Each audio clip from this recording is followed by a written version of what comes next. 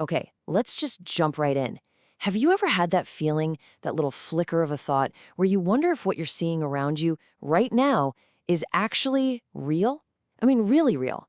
It's this ancient question, right? Philosophers have chewed on it for centuries. But get this, science is now coming up with some answers that are, well, completely mind-blowing. So take a look at this quote. The world that you're seeing isn't the true world. It's like you're born with a headset on, playing a video game. That's your reality. I mean, wow, that's a pretty wild idea, isn't it? But this isn't from some sci-fi movie. It's a serious proposal from a cognitive scientist named Donald Hoffman.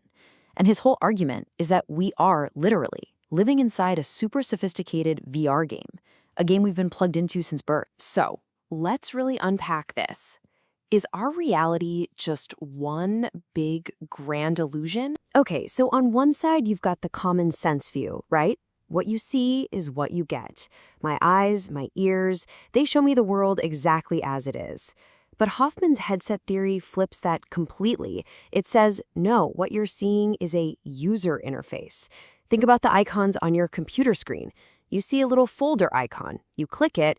You're not seeing the millions of lines of code, the circuits, the actual truth of the computer. The icon just helps you use it. Hoffman says our reality is exactly like that. A set of simplified icons designed for one thing, to help us survive. So where in the world does a theory like this even come from? Well, the evidence is actually rooted in a really fascinating, kind of counterintuitive twist on Darwin's theory of evolution. Let's call it evolution's great deception. Here's the key thing you gotta understand. Evolution does not give a single, solitary care about truth. It just cares about survival. Imagine if you had to perceive every single atom, every quantum wave function. You'd be paralyzed. It would take way too much energy and time. So evolution gave us shortcuts, little life hacks, if you will. And their only purpose? Keep us alive long enough to pass on our genes. That's it. And there's this perfect and honestly kind of hilarious example of this in action, the Australian jewel beetle. The male beetle is basically programmed with a super simple checklist to find a mate. It's got to be dimpled, it's got to be glossy, and it's got to be brown. And here's the kicker. The bigger, the better. Now, I think you can see where this is headed. Turns out this simple evolutionary hack has a major flaw. Because what else is dimpled, glossy, and brown? Yep, discarded beer bottles. And since bigger is better, the male beetles started completely ignoring the actual female beetles to try and mate with beer bottles. They were literally choosing trash over their own species because their little survival interface was just too basic. It was a glitch in their matrix. And look, this isn't just a funny story about beetles. Hoffman and his team actually ran the numbers. They used complex mathematical simulations based on evolutionary game theory to figure this out. And their conclusion? It is absolutely staggering. They calculated the mathematical probability that our senses evolved to see any part of objective reality as it truly is. The chance? 0. A big, fat 0%. Not a small chance, 0. But here's where it gets really, really interesting. This idea, which sounds so radical and cutting edge, it's not new, not at all. In fact, it's an echo of ancient wisdom that goes back thousands of years. You can literally trace this idea through time. Way back in the 5th century BC, you have Pythagoras talking about how the soul can transcend the physical body. Fast forward to the 3rd century AD, and you have these ancient texts from Hermes Trismegistus declaring that the all is mind. And now, here we are in the 21st century with Donald Hoffman's theory saying, guess what? Consciousness is fundamental, and space-time is just the headset we're wearing. It's the same idea, just in different language. So those Hermetic texts, they laid out these 7 universal laws.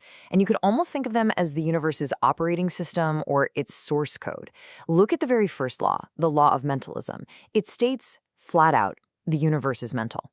I mean, that lines up perfectly with this modern scientific idea that consciousness, not physical stuff, is what's really real. Okay, so let's follow this logic. If our reality is a game, and our bodies are just avatars, then who's holding the controller? Who's the player? No, really, think about it. Your body, your name, your personality, all the stories you tell yourself about who you are. What if that's all just the character sheet for your avatar in the game? Who then is the real you? Who is the one actually looking out through your eyes right now? Well, the ancient traditions had a name for this. They called it the higher self.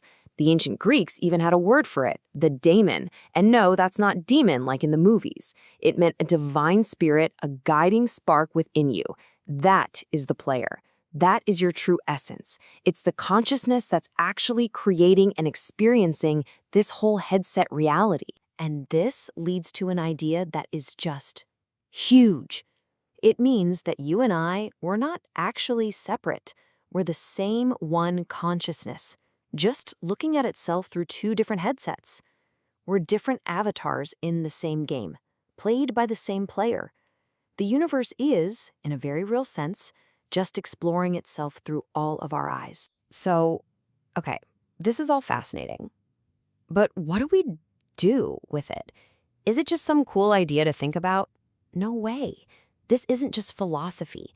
You can actually use these insights to, well, start hacking your own reality. Let's put it all together into a simple 3-step guide to help you peek behind the headset. First, we take a page from Pythagoras, Daily Introspection. It's simple. Before you go to sleep, just ask yourself, what did I do right today? What did I do wrong? It's about building that self-awareness. Second, from Donald Hoffman, let go of the stories. All those labels, your ego, the chatter in your head, recognize that's just the interface. It's not the real you. And third, from Hermes, Conscious Creation. Start using your thoughts and your intentions to deliberately shape your reality. You're working with the universe's own rules, like the law of cause and effect. All right, so what's the big takeaway here? What does all this mean for how we live our lives? What's the point of it all? Well, it leads us to one of the most powerful and universal ethical ideas ever. Love your neighbor as yourself. Why? Because if this theory is right, your neighbor is yourself. Literally. They are you, just experiencing this whole thing through a different avatar, a different headset. And think about what this does to the idea of suffering. It completely changes it. Suffering is no longer this permanent, terrible state that defines you.